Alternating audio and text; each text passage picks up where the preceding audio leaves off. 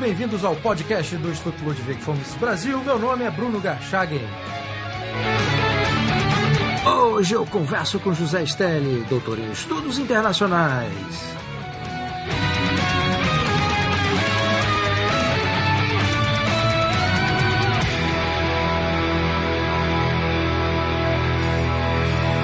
Seja muito bem-vindo, José Stelli. Eu agradeço o convite, Bruno. Vamos falar pela segunda vez, né? Exatamente. A última vez que falamos foi uns 2 anos atrás. Exato. Stelli, você tem desenvolvido estudos sobre a democracia. Uma parte desses estudos foi feita para a sua tese de doutorado. A democracia é um tema especialmente caro aos defensores das ideias da liberdade, sejam eles anarcocapitalistas, libertários, liberais e conservadores. Agora, historicamente, a democracia era bem diferente desse modelo que acabou vencendo no Ocidente. Então, eu queria começar essa conversa com você bem do início. Como é que essa discussão sobre democracia ela se desenvolve historicamente a partir dos gregos, especialmente Platão e Aristóteles, e depois vai resultar nessa moderna concepção de democracia? Bem, eu não vejo muita diferença entre o que acontecia em Atenas nos tempos antigos e o que ocorre hoje na Europa, nos Estados Unidos, na Inglaterra. O problema é sempre o mesmo, né? Que se a gente vê, por exemplo, por que essa é a minha interpretação da morte de Sócrates, né? Eu não acho que Sócrates foi condenado a tomar veneno, cicuta, né? Porque ele estava corrompendo a juventude com ideias sobre novas divindades, como disse Justino Mártir, né? Eu acho que o problema sempre foi que a democracia, sendo apenas instrumental, não tendo, como aponta Aristóteles, nenhuma competência constitucional, né? Ela, portanto, né, quer dizer, democracia não existe, é isso que eu descobri. Não existe democracia, não pode haver democracia. O que existe é o método democrático. Que, se você pensa que democracia é uma coisa que é o governo do povo todo, o método democrático, obviamente, não tem nada a ver com isso. É apenas um governo de uma minoria, mais ou menos 25, 30% dos votantes, que, usando o método democrático, elege um governo, na realidade, minoritário em relação à população como um todo, e mesmo em relação, talvez às vezes, em relação ao número de pessoas que possam votar, por exemplo, é o caso dos Estados Unidos, né? Então, eu discordo, por exemplo, dessa descrição inicial que você deu, de que a democracia é cara aos liberais, conservadores, anarcocapitalistas. Eu duvido que seja caro aos anarcocapitalistas, mas talvez dentro do esquema deles exista alguma maneira de explicar isso. Deixa eu só esclarecer uma coisa, Stelli. Quando eu digo caro, é em termos de interesse, tanto com a parte crítica, de criticar vigorosamente, quanto aqueles que defendem alguma forma de democracia. Não disse com isso que todos eles defendam ou sejam simpáticos à ideia da democracia. Bem, aí que está o problema. O que ocorre, por exemplo, que os democratas, e a maioria deles são socialistas e eram socialistas já na época de Atenas antigo, por exemplo, né, com subsídios para as artes a fim de conquistar o poder, digamos assim, dos artistas, que os artistas, como Antônio Gramsci nos ensinou, né? Ele é o mais inteligente de todos os marxistas em termos revolucionários. Então, essas coisas, como os críticos de Péricles, por exemplo, já falavam, que ele, com esses subsídios, ele transformou um povo sóbrio e dedicado à poupança e ao cuidado das suas boas economias. Em apenas uma geração, ele os transformou em amantes de despesas e da intemperança, né? Quer dizer, o problema já existia na época. Então, aconteceu o seguinte, que a Constituição de Solon impôs, é claro, limites óbvios, que é o que Sócrates defendia, esses limites governos majoritários, ele impunha limites e não dava, ele cerceava, como resultado, todas as constituições fazem isso. A Constituição de Solon cerceava os interesses organizados que queriam tomar o poder, né?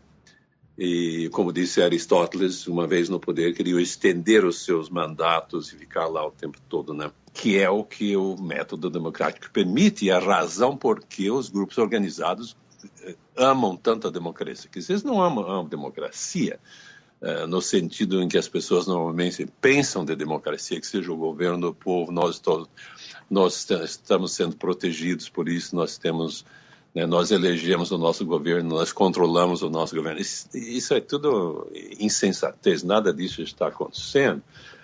O que está acontecendo é que os grupos organizados usam o voto do povo para justificar, para abençoar o fato de que depois da eleição eles é que vão comandar o governo e não o povo em si. Quer dizer, uma vez eleitos, eles simplesmente desaparecem, a gente nem sabe o que está acontecendo, né? E a gente precisa sempre, o povo precisa ficar se defendendo, quer dizer, não todo o povo, porque parte do povo é comprada também pelas promessas dos demagogos, né?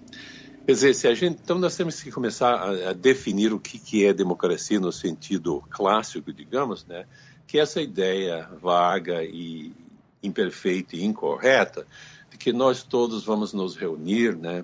Nós somos todos racionais, a gente se reúne, debate, então um voto majoritário resolve as diferenças. É claro que isso não ocorre se você já foi a uma reunião de condomínio, que é o exemplo mais perfeito, digamos assim, do que a gente chama de democracia.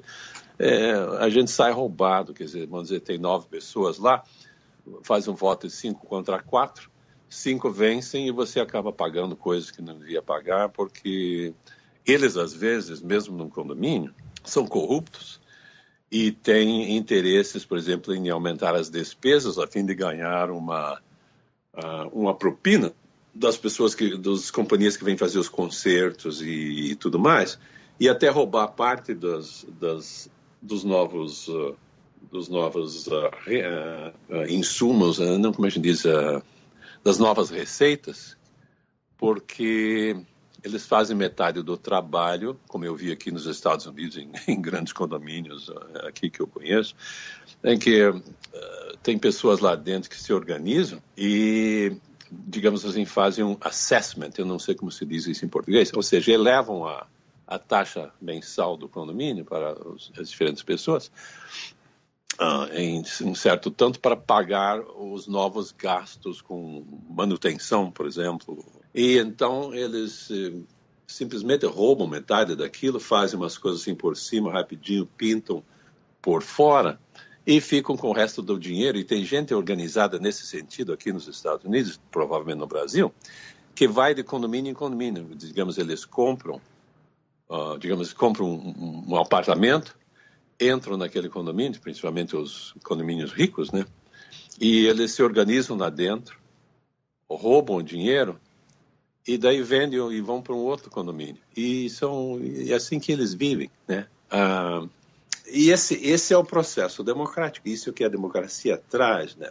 Existe uma razão por isso, né? Que é o fato de que a Constituição, digamos assim, que é um número de regras, e pode ser, no caso, uma Constituição orgânica como a inglesa, ou britânica, né? Em que o corpo de leis, o direito em si, e todo o emaranhado de leis é que acaba cerceando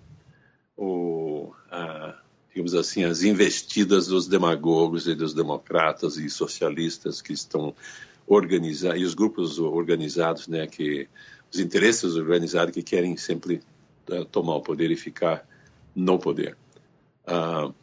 Então, a democracia acaba investindo contra isso e destruindo a Constituição gradualmente. Isso ocorreu, por exemplo, nos Estados Unidos. Os Estados Unidos foi imaginado como uma república liberal, mas essa república liberal continha como resultado do democratismo que estava surgindo na Europa na época, que os americanos estavam lendo e estudando aqui nos Estados Unidos, na colônia, eles inseriram, né, na Constituição a ideia de que os representantes seriam eleitos pelo povo. A Constituição não diz nada mais a respeito disso, apenas diz isso. E então, não diz, por exemplo, que a pessoa deve ter um limite ao mandato. Então, como a Constituição não apenas permite o voto democrático, o processo democrático para a eleição dos representantes, mas não põe nenhum limite ao que eles possam fazer, basicamente, supõe-se que a Constituição, né, dado os seus freios e contrapesos, vai cercear, digamos assim, vai limitar e corrigir os impulsos destrutivos do processo democrático. Mas, por exemplo, se a Câmara dos Representantes está na maioria do partido X, a Casa Branca está com o partido X e o Senado está na maioria no partido X, então você tem um governo unitário, não existe na realidade. E o próprio Supremo Tribunal, os juízes também são, digamos assim, colocados lá pelos partidos, né? Então, mesmo a parte mais sagrada do sistema americano, que é o Supremo Tribunal, tem assim, o povo sabe que ele está manchado, né? Ele não é perfeito. E é isso que o sistema democrático, na realidade, produz. A gente pensa, né, que ele dá, digamos, que ele divide o poder e que o povo, cada indivíduo fica com o poder como resultado disso. Que, na realidade, o que ocorre é que pela ação pelo roubo do processo democrático, o roubo da democracia, digamos assim, que os grupos organizados fazem, o que você tem, na realidade, é uma concentração de poder. Você tem um governo unitário, né, em que é possível que os três poderes estejam unidos e fazem parte, na realidade, de um cabal destruidor que vai pisotear, né, nas liberdades e nos direitos dos indivíduos daquele país, né? Então, é isso que está ocorrendo, né? Não existe democracia, só existe o processo democrático que não tem nenhum respeito por ninguém, né? Como Aristóteles já mencionou na sua política e já percebeu na sua época, a democracia traz para o país o hábito de desrespeito, digamos assim. Então, o próprio povo é corrompido por isso, porque direto ou indiretamente as pessoas já aprendem, mesmo na escola primária. Você começa a ver já na sala de aula, né, a maneira como as coisas ocorrem. Você nota que existe o processo democrático, digamos assim, a sensibilidade democrática que é insensível, né? Ela está ali já no primeiro, no segundo ano de aula, no segundo ano do primário. Como eu percebi na minha filha, eu já vi que ela estava sendo afetada, por isso quando ela estava no segundo ano, né? Ela já tinha certos hábitos, já tinha coisas ocorrendo na sala de aula que eram basicamente hábitos socialistas e social-democráticos, né? Marcelo, Desculpa. Não, você citou a crítica que Aristóteles fez à democracia. Platão também era um grande crítico da democracia, que ele dizia que era o governo dos ineptos e fazia uma defesa da guardiania, né, que seria o governo dos guardiães. Quer dizer, tanto na Grécia, com aquele modelo de democracia que funcionou em termos de escolha, né, durante um tempo, em virtude do tamanho das pessoas que poderiam efetivamente escolher, e depois, à medida que aquilo foi ampliando, degringolou, né? E durante toda a sua resposta, você disse exatamente como é que a democracia é, ou seja, como é que funciona na prática.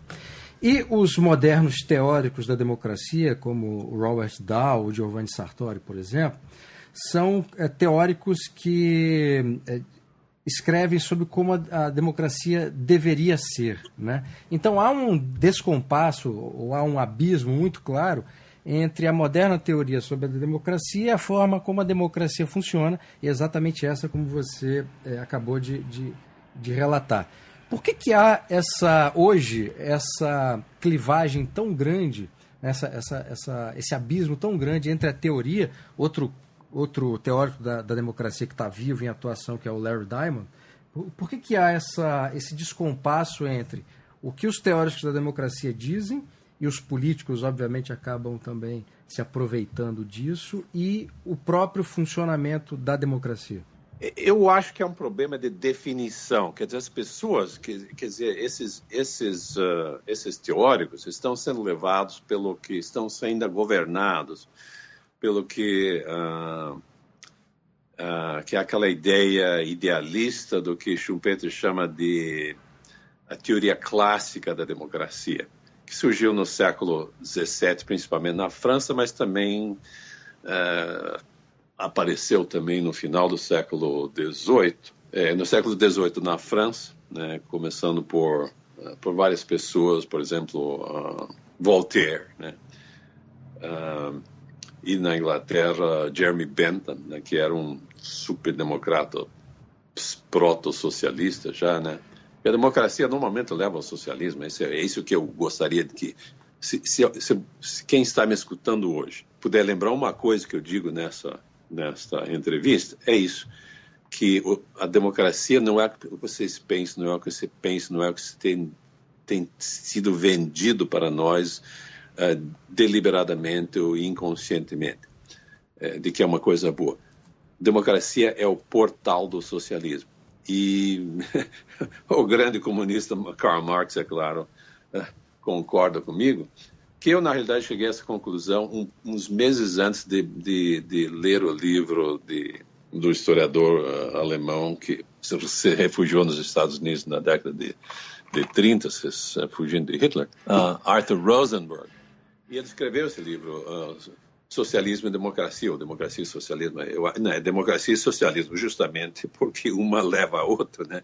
Então ele fala naquele livro, basicamente, da percepção gradativa que Marx teve de como a democracia, na realidade, em vez de ser uma coisa liberal, constitucionalista, que ele odiava, né? Na realidade, seria uma das maiores armas da construção do socialismo dentro do sistema constitucional europeu, né? E eu respeito essa definição de Marx porque eu acho que ela é absolutamente correta, né?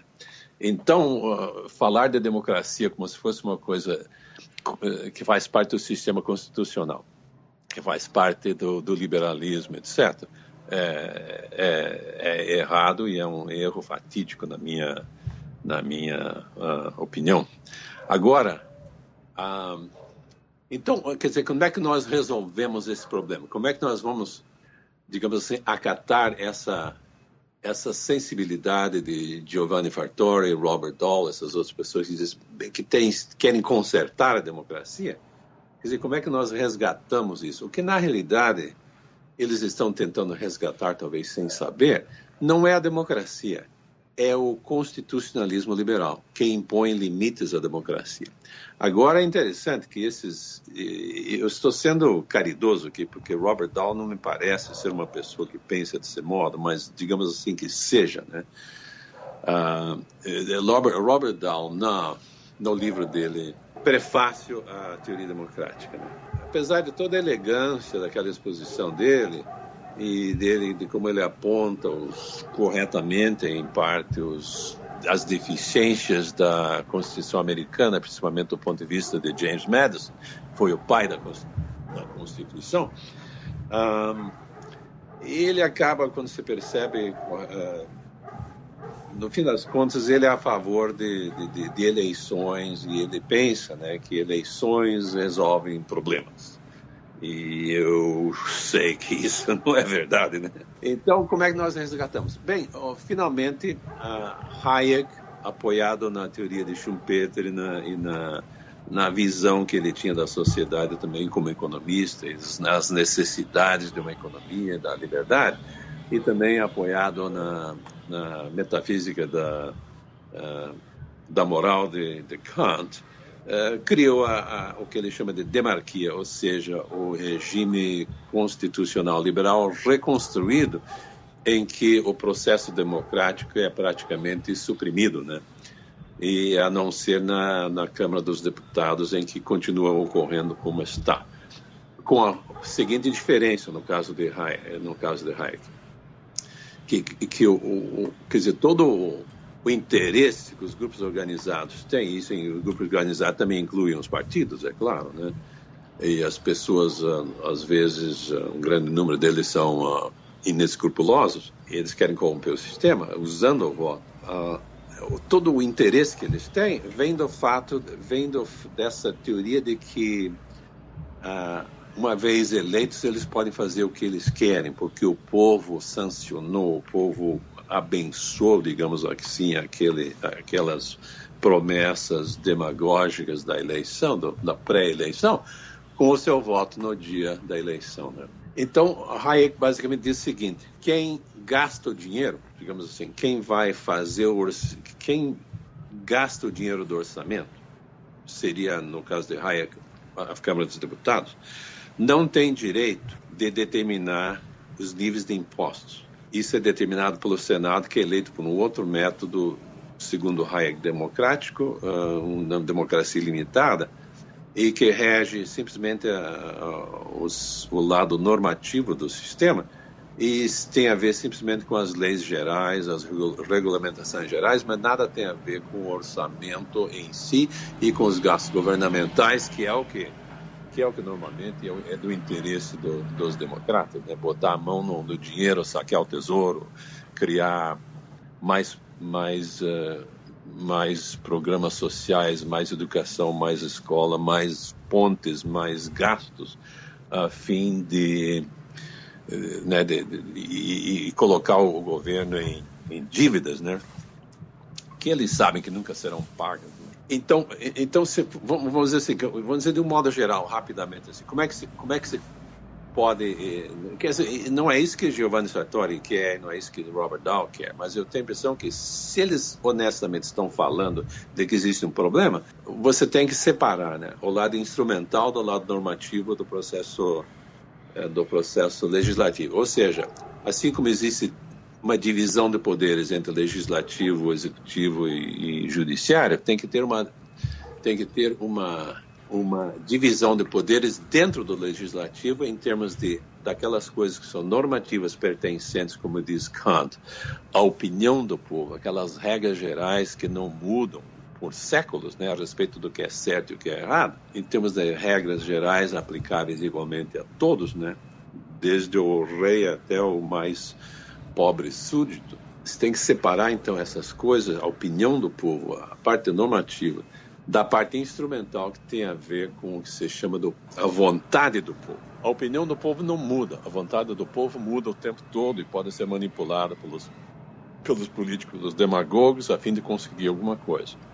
E uma vez que essa coisa é satisfeita, então, para ganhar nova eleição e para se manter perante as câmaras de televisão, dizendo que estou lutando pelo povo, os demagogos, então, aparecem e prometem novas coisas, novas coisas relativas à vontade do povo. Construímos uma ponte na cidade, digamos. Ok, a ponte está terminada, e o que o político vai fazer agora? Ele precisa criar uma outra coisa, precisa renovar a praça central, ou precisa criar uma escola, alguma coisa, porque é dali que vêm as propinas das construtoras para, né, não só, às vezes, dinheiro no bolso dele para enriquecê-lo e tudo mais, mas também para dar dinheiro para a sua campanha, para ele se manter naquela posição e ganhar a próxima eleição. Então é assim que funciona, né? E de modo que essas teorias idealistas desses escritores não tem muito valor, na realidade, porque eles estão definindo a coisa incorretamente. Se eles estão realmente, honestamente querendo, digamos assim, a democracia no sentido de que todos participam, que todos são respeitados, então você tem que conseguir isso por regras gerais aplicáveis igualmente a todos, ou seja, o Estado de Direito na sua maior e completa e detalhada expressão em todos os níveis da sociedade. Isso é que dá a democracia no sentido de que todo o povo está participando, digamos assim, mesmo que não vote, ele está sendo respeitado. E, do contrário, da maneira como estão as coisas, não pode ocorrer. Então, digamos assim, por exemplo, como é que nós vamos consertar o sistema? E eu não sei se esses escritores aí são a favor disso, porque eles acreditam em partidos e tem toda essa teoria de que os partidos levam a vontade do povo e a opinião do povo para um processo e trituram aquilo, e no fim das contas, em termos de legislação, sai alguma coisa que lá no fim que é um benefício para o povo.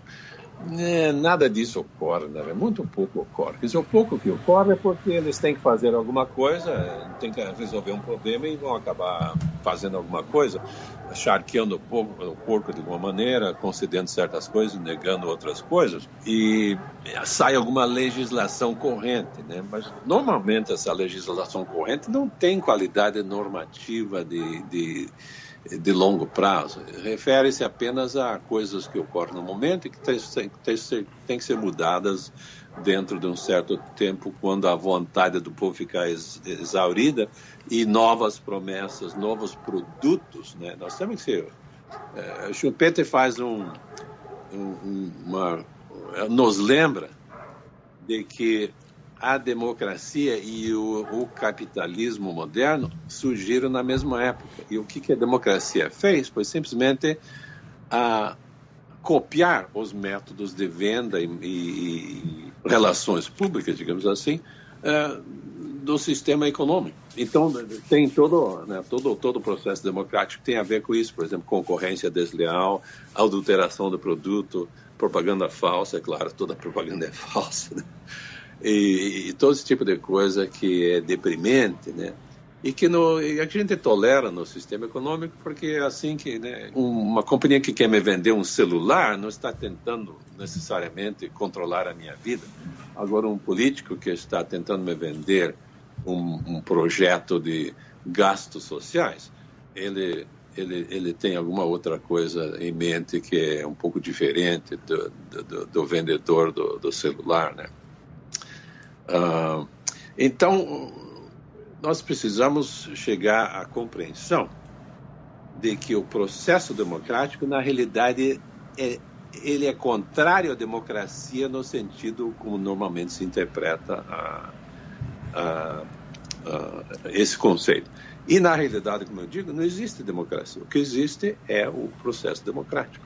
Uma vez que você tem eleições e partidos, e é impossível usar democracia de outra maneira, nos tempos modernos, você vai ter isso aí, e nada vai mudar, né? Nunca vai ser diferente, né? Os Estados Unidos está morrendo aos poucos, há 200 anos. A Inglaterra, a Grã-Bretanha, está sob um regime, basicamente, de tirania legislativa da Câmara dos Comuns há 200 ou mais de 200 anos, né? Quer dizer, eles fazem o que bem entendem. A única coisa que salva o sistema britânico é que, quando você não gosta do governo, entra um novo primeiro-ministro.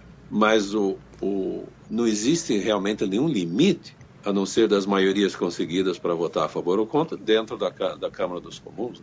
A rainha nada tem a ver com isso. Ela é apenas vítima a família real é vítima do que está ocorrendo no parlamento.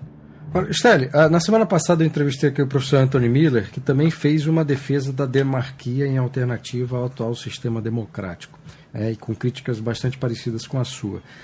E eu queria fazer a mesma pergunta, na verdade duas, eu vou fazer a primeira agora, que eu fiz para ele. Se você pudesse apontar, você apresentou uma série de virtudes da demarquia, se você pudesse apontar um principal problema da demarquia, qual seria ele? Bem, o problema de qualquer sistema, né, é o ser humano, obviamente, mas isso a gente não pode nem falar porque ele vai existir, né? E nós temos que ter um sistema de freios e contrapesos e limites internos e círculos concêntricos de defesa da integridade do Estado, né? De modo que esses ataques não cheguem a controlar o Estado, e o Estado seja neutro, né? Que seria o Estado liberal verdadeiro, né? Constitucional. A demarquia de Hayek me parece que tem um problema, que o problema principal é que ele mantém a democracia, o sistema democrático, o processo democrático, o que nós temos aí de corrupção existente, ele mantém isso na Câmara dos Deputados. No Senado, isso é bastante consideravelmente resolvido, porque o Senado tem atribuições diferentes e não pode ir além de certos limites constitucionais. E também, é claro, a Câmara dos Deputados não pode. Por exemplo, no caso de Hayek, o sistema existente que continua, o sistema que continua democrático, eleitoral, que continua existindo na Câmara dos Deputados, ele ainda é cerceado pelo fato de que a Câmara dos Deputados não determina, gasta, digamos, tem um orçamento e gasta esse orçamento, compra, digamos assim, navios para a Marinha, constrói estradas, vai fazer escolas ou coisa desse tipo, mas não tem direito de determinar níveis de taxação. Então, mesmo no regime de Hayek, o problema que nós temos agora é consideravelmente reduzido pelo fato de que quem taxa não pode gastar e quem gasta não pode taxar. Isso é um grande... Né? Ele menciona limites de mandato que um dos grandes problemas da formação de redes internas de corrupção e essas coisas que é difícil de determinar mesmo numa investigação, como no caso do Lava Jato, fica difícil porque é uma rede muito grande, né? Que pessoas se conhecem, têm os seus telefones, podem telefonar um para o outro, se organizar rapidamente, e o povo lá não tem a menor ideia do que está acontecendo, nem a polícia, nem os outros têm também. Né? Bem, então eu penso o seguinte, que Hayek errou em manter o processo democrático, quer dizer, manter o sistema existente, mesmo limitado, dentro da Câmara dos Deputados.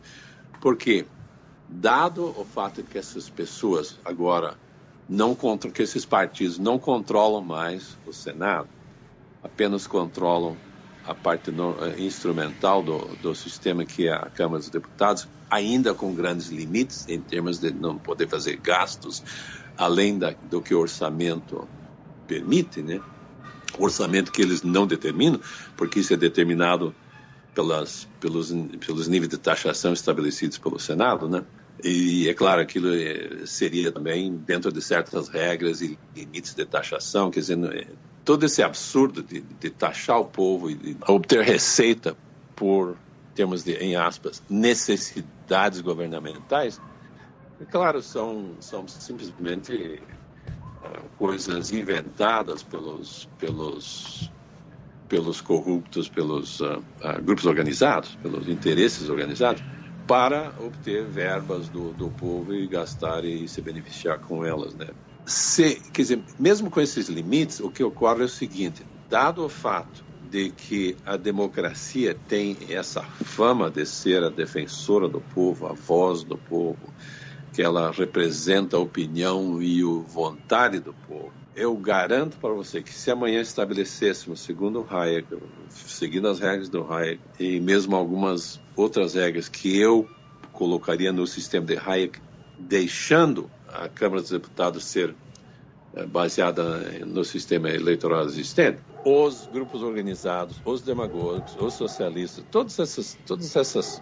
essa coisa que está ocorrendo no Brasil, nos Estados Unidos, que é realmente deprimente e nojento, eles vão se organizar dentro da Câmara dos Deputados e vão começar a choramingar e agitar e demagogiar e vão para o povo e dizer esse regime precisa ser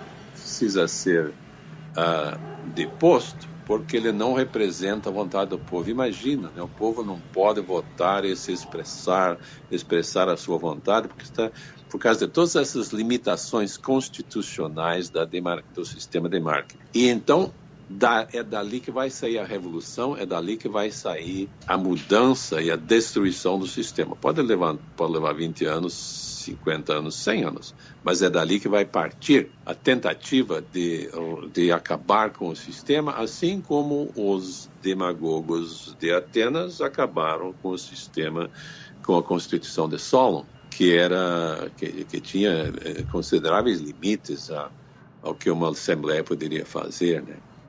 Então, essa é a minha crítica principal, e por isso que nas minhas palestras da China, né, que não foi traduzido e mesmo na minha tese, eu recomendo que o mesmo sistema de eleição democrático, mas não partidário, que ocorre para a escolha dos representantes para o Senado, né, por senadores, seja aplicado também à Câmara dos Deputados, de modo que você extingue a democracia e os partidos políticos. E se alguém tiver alguma coisa que queira fazer, né, se há alguma vontade do povo, então eles terão o direito de vir de marcar uma reunião com o Senado e pedir uma modificação da lei porque a lei é injusta ou coisa parecida, que é o que a gente faz, por exemplo, que é o que ocorre, digamos, é a mesma coisa que um tribunal superior, né? As causas vão subindo, certas coisas podem ser resolvidas e devem ser resolvidas a nível local, né, municipal, outras a nível regional, estadual, e as coisas maiores em nível, digamos assim, federal ou nacional. Agora, Stélio, então, você pode, na realidade, extinguir a democracia e os partidos democráticos. Eles eles devem se tornar, como diz o Hayek, digamos assim, instituições filosóficas, basicamente, que fazem recomendações ao sistema de governo, mas que não tem nenhum poder de alterar o sistema, né? Agora, para encerrar, Stélio, como é que seria essa transição da democracia para uma demarquia? Como é que isso poderia ser feito, levando em consideração o que nós temos hoje? Bem, isso me foi perguntado pelos examinador externo quando eu fui fazer a minha prova oral na Universidade de Buckingham. Ele era um professor meio nervosinho e que não gostava de mim. Ele ensina na Universidade de Londres. E ele, então, com desrespeito, me perguntou: e quem é que vai fazer essa mudança? A vanguarda do proletariado. E eu disse, exatamente, essas coisas provavelmente vão ocorrer, digamos, se ocorrerem, eles vão ocorrer por revolução. A Constituição americana foi resultado de uma revolução. O que ocorreu na França foi resultado de uma revolução. O que ocorreu no Brasil, as mudanças que ocorreram no Brasil, foram resultado da Revolução de 64, né? Que melhorou muitas coisas. Imagine se o janguismo e o petismo estivesse no Brasil desde aquela época, né? Nós estaríamos em Cuba, ou Venezuela, ou China, hoje em dia, né? Então, sim, todas as mudanças vêm de um grupo pequeno que tem uma energia mental muito forte, que sabem o que tem que ser feito e que estão realmente comprometidos com a verdade e com digamos assim, com o bem comum e não com interesses pessoais, né? E que tem um conceito muito elevado do que é a integridade do Estado e a integridade da justiça, né?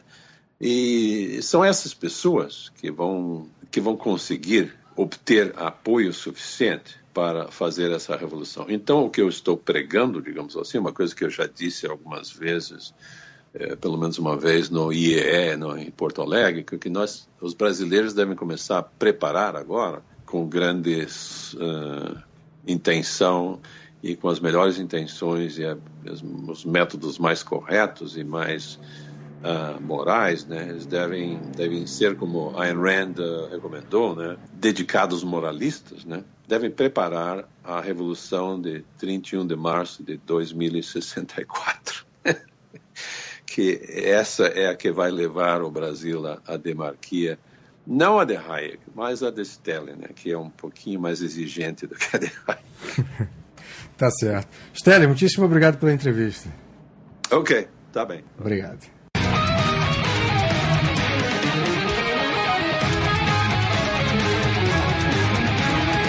Este foi o podcast do Instituto Ludwig von Mises Brasil. Meu nome é Bruno Garchagen.